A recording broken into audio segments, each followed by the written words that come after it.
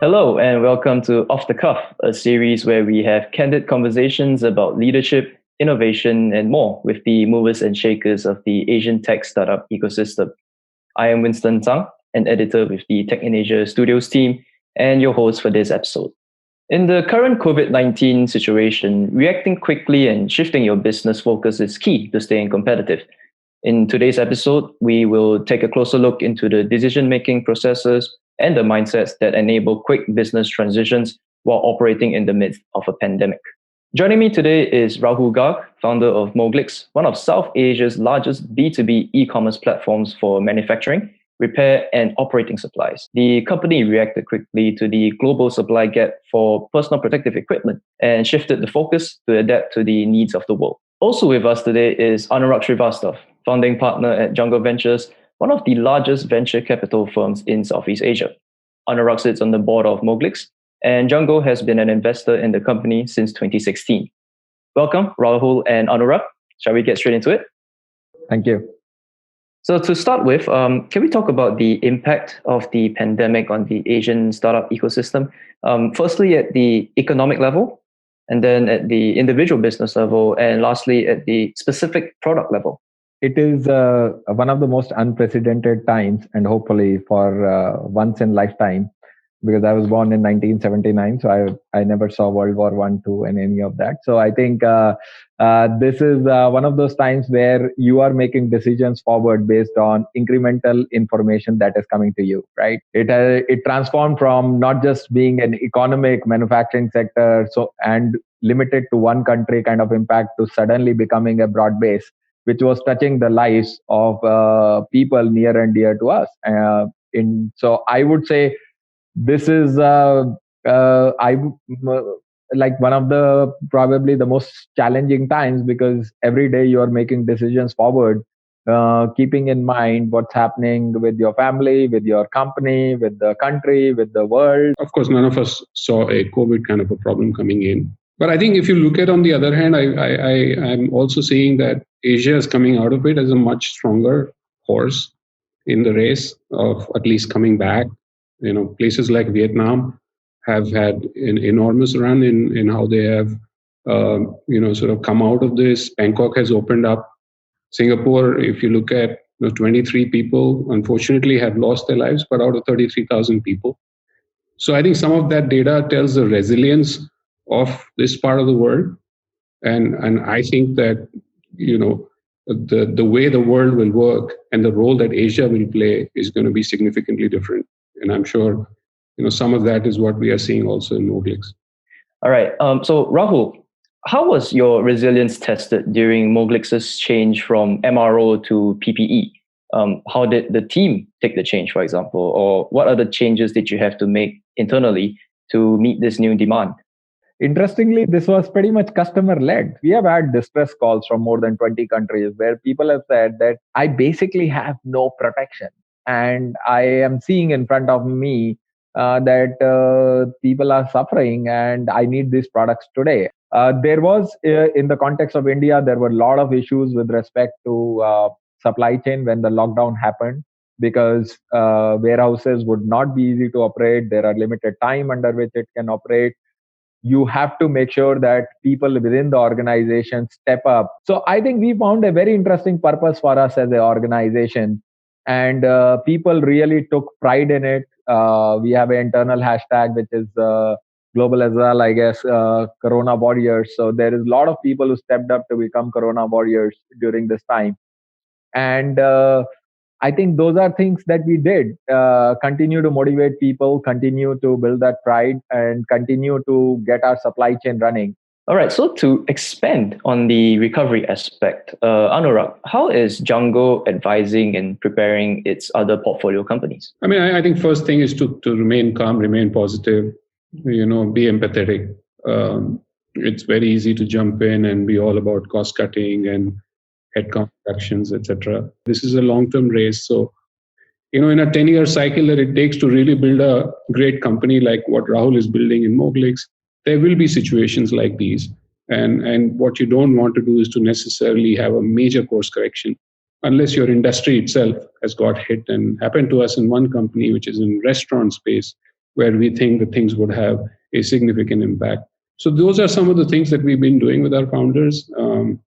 And of course, where possible, assisting in fundraising, talking to the governments to see what can be done together, talking to our investors as well. So would you say Southeast Asia is the next port of call for Moglix, Rahul, after the UK and Europe? I think there has been always that point of building global supply chain from Asia to the world. What happened is we have been doing our footprint testing both in few geographies, US, Europe, and Southeast Asia over the last few quarters. And what we found was that this became the right time to quickly strengthen our UK presence, which becomes the epicenter for UK and Europe right now. In terms of Southeast Asia, I think we are a Singapore HQ company. So fundamentally, we have always been present there. There are a lot of customers that we work with in Southeast Asia already. Have we created our supply chain or warehouse footprint there? Not yet, but definitely very much on radar and something we want to do as we come out of lockdown in few of these countries. So coming from both your experiences, what common mistakes have you seen founders or even the startup ecosystem as a whole make in the past couple months? Honestly, first of all, there's no common mistake. I think, we're all going through a learning process, right? I mean, in Jungle, we talk a lot about a concept called learning agility. And the definition of learning agility is being able to act in situations that you have not been in before. Right? That means that people who are high on learning agility, when you put them in a situation which is completely unfamiliar, they will pick up things, and they break down to your mental agility in that situation, right? How mentally, intellectually can you actually assimilate everything that's changing around you and make some meaning out of that? The second thing is your agility to change.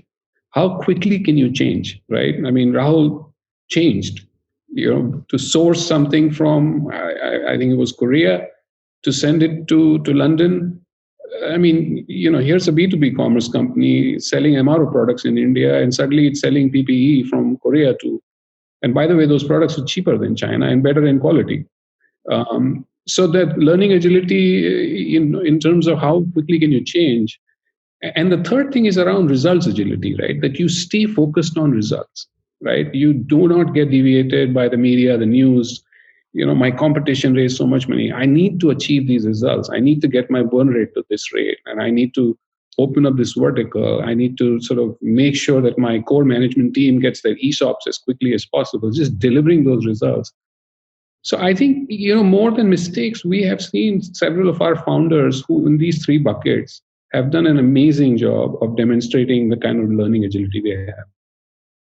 If you look at it, it is very interesting. The startups are about a few things which are very, very core to building a startup and entrepreneurship. So the first thing is, I feel, innovation. Second is speed. Third is scale. What I have believed in, and I think Anurag and I share probably a lot of commonality in this thinking.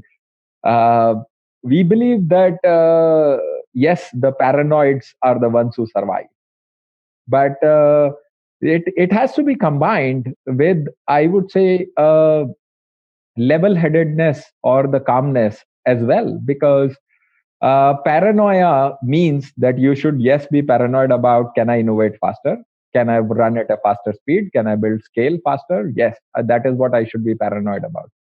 And the calm aspect comes in because you cannot be sort of going down a negative energy trail because that can really suck up energy. There are things under your control and there are things outside your control. It is very, very important that one focuses on the positive energy, making sure they are calm, composed in their decision making. They can be running fast, use the energy of what's in control versus what is outside your control. And I think that is what I feel continues to make us stronger. It's not that we are not paranoid, but we are applying that paranoid energy in what is that we can action upon. So you mentioned about keeping focused on results, keeping focused on the goals that you have, not getting too distracted by things happening around. With that applying to Jungle itself, given the COVID situation, has Jongo's investment strategy for 2020 and beyond changed? I don't think so. I mean, we are big on build to last. We like to invest in great founders. People who are solving a big problem in a very large market with sort of, very robust unit economics, and founders with this learning agility thing that we are pretty high on, because they'll have to face situations like COVID. And if we see companies like that, we will invest. So on that positive note, at Tech in Asia, we are flooded with questions from the startup community about how to brace themselves, right, and their businesses for both the present and the future. Obviously, it's a difficult time for the entire ecosystem, and both of you, your experiences in crisis management, leadership, innovation, perseverance can serve as great lessons for everyone. So we have the first question here. As a founder, my instincts right now are fight or flight. What advice do you have for me? Whatever's happening right now is happening to your competitors, right? So if you are in the business like Airbnb, the challenges that they have, everybody else has. Whereas very often in startups' life, you suddenly wake up in the morning and Google changed their pricing strategy and your business is at risk. Or a competitor raised $500 million funding by SoftBank, and suddenly you're like, who am I now? So to that extent, everything that we go in terms of what we do now, we don't have to be fearful because everybody else is going through it. And I think if we can learn through that process and thrive in this complex where you can't copy what somebody else is doing, because you've got to create your own rule books and you have to execute at multiple level of complexities, will create significant foundation for the future of the company. All right, next question, and this is about recovery for Anurag. How do you see the Southeast Asian startup ecosystem emerging from this crisis? I think Southeast Asia is going to come out as a winner. I'm very positive and bullish on that. First of all, look at the millennials that we have, digitally native people in the SMEs that are, riding on this wave now and had already started with the digitalization of these SMEs. There's amazing talent in Vietnam. Vietnamese have got resilience, they've got tech background, they're disciplined, and they still have cost advantage, and they understand programming. And then you sort of, move across to Indonesia and other parts of Southeast Asia. So I feel that, and supply chain also, there are sentiments floating around, and some of that would shift to Southeast Asia. As we would see, Singapore's becoming a massive educational hub. Headquarters are going to relocate to Southeast Asia. So this next question, first for Rahul and then Anurag. Would you say that innovation is now more important than before this Black Swan event? Innovation under chaos. So there are two states in which you innovate, right? So there is chaos and there is, I would say, less chaos. I don't think we don't have 0% chaos, right? So today what we are fed in is chaos and urgency and innovation, therefore at a much faster pace than you would be required to do, and with much less data than you would normally get. Imagine now in the times like this, when what is the global trade going to look like? What are different industries going to look like? How will it come back? Whether vaccine will be there or not? So you are operating with a lot more unknowns. You are also working with much shorter cycles of decision making. And you are working with much shorter timelines if you were to make any changes and launch it into the market. So whatever used to happen in 3 to 6 months with much more data, you are making that in a matter of a week. So it is innovation tested under chaos and unknowns at unprecedented speed. So I think a new bar of fitness is being raised. All right, this next question is a good one. What advice can you give me as a founder about seizing opportunities during this crisis? This is a marathon, right? If you win a few battles here and there and lose the war, it's not worth it. Startups are not going to be built in 1 or 2 years. This COVID is something that's going to go away. I feel that, we need to stay focused on eventually, the length and the depth of what you are building, and seize any battles that come along and win them, but don't get too distracted by very short-term opportunities and lose the focus on the real business and the real big problem in the first place that you're trying to solve. Another interesting question. Should I urgently innovate my business to respond to the negative impact of COVID-19? And what about the cost of disruption? Core businesses of the company, in terms of the external disruption that they were focused on, unless there's a major shift in the company's business external environment, like we saw in restaurant software space, I think that whatever we are committed to in solving those problems from an external perspective, I don't see that there is any major change to that. And I think that obviously there will be lesser of a competitive intensity, right? We saw that if you were doing something, there were 3 or 4 other people doing something, and they all had lots of money. And until, say, 3 or 4 months ago, capital was the bigger differentiator, and that's how you caused disruption. But a lot of pure disruption from a product perspective, execution perspective, leadership perspective, is going to be even more cautious. So I think some of those things will start differentiating.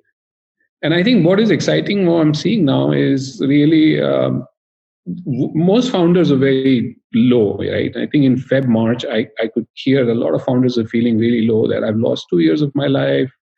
What's going to happen? Is it going to come back? And I'm amazed, in the last 7 days, I've talked to all of them, and they are so positive, because they've kind of shrugged it off. And now they're saying this cost of whatever happened due to COVID is behind me. So I think that people are now moving on to look at more opportunity than the cost, especially in all the impact that's happened because of COVID. There are 2 ways we look at it. When such a thing, and it's only once that it has happened to hit you, it is very important to sit back and reflect, what are the resources that you have as an organization, and how can you use that by reconfiguring, redeploying to generate the maximum outcome. As long as you are able to redeploy it to firstly learning, you are able to redeploy it in an effective manner for your outcome maximization, and it ties to your macro theme, I don't think of it as a cost. I think it is an investment which continues to make you stronger, both as an individual as well as a company. We tend to refer to that as tuition fee, or around these parts. All right. So on that note, it's a wrap for this episode of Off the Cuff. The pandemic may have hit startups hard, but innovation and learning agility will help just about everyone prevail through this chaos, I'm sure. Thank you once again to Rahul and Anurag for being our guests today, sharing your insights and experiences. Stay tuned for more episodes of Off the Cuff on Tech in Asia's social media channels. And thank you so much for watching. Take care. Stay safe.